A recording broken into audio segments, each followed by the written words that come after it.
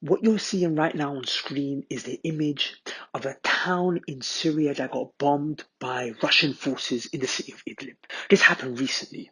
There are casualties of innocent women, men, and children. What's sad is that 9 years later, the conflict is not anywhere near close to being resolved, and refugees are still turning up to the borders because of incidences like this that are still taking place. Those that are at the refugee camps are in need of serious help. We're raising money in these 10 days of the Hijjah for our Syrian brothers and sisters.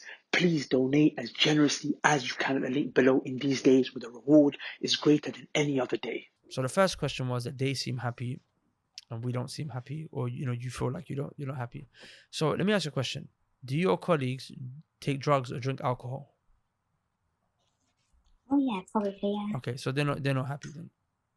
I can guarantee you that.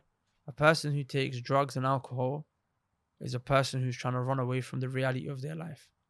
The only reason they don't feel, the only reason that you don't see them completely just laid out on the floor, doing crazy things, is because they numb the pain of their life through drugs and alcohol. If they were to not drink drugs or take drugs or alcohol for about a month or maybe two, you will see them start having the craziest mental health issues.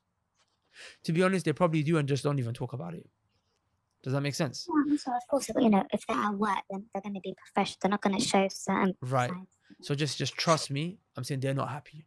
I've got textual proof that they're not happy. The fact that Allah said, وَمَنْ أَعْرَضَ عَنْ ذِكْرِي فَإِنَّ لَهُ مَعِيشَةً ضَنْكَ.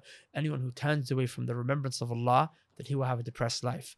I know it textually, and that's the primary thing for me. Even if a non-Muslim was in front of me, smiling, laughing, telling me I live the best life, I'm gonna look him in the face and say, I don't believe you. I don't believe you. You're lying to yourself, because Allah told me you don't live a good life. Because how can you? Because goodness, you can only live a good life if you're connected to Allah subhanahu wa ta'ala. Otherwise, you live a life of turmoil, sadness, depression. Like, imagine living in a world. I mean, sister, imagine did you see what was happening in Palestine? I'm sure you saw what was happening in Palestine recently, right? Awesome. Did you see what was happening in Palestine recently with like the bombings and everything? Yeah, of course, yeah. Can you imagine the pain and the confusion and the lack of hope a person who doesn't believe on the day of judgment will feel when he sees that stuff? Like I said, we know Allah is going to give justice. Like imagine imagine having to live in a world where you've acknowledged that there is no justice. Like people are just going to be taken from their houses. Little children and women are going to be bombed and blown to bits, and that's it. And the one who did it is going to get away with it. That's depressing. Yeah. Not just that, the fact that they don't have a purpose in life. The human being needs to know a purpose in life. They run away and they escape these things through the vices of alcohol and drugs and pornography. Pornography is like, for example, it has more of an effect on the mind than cocaine has. Does that make sense?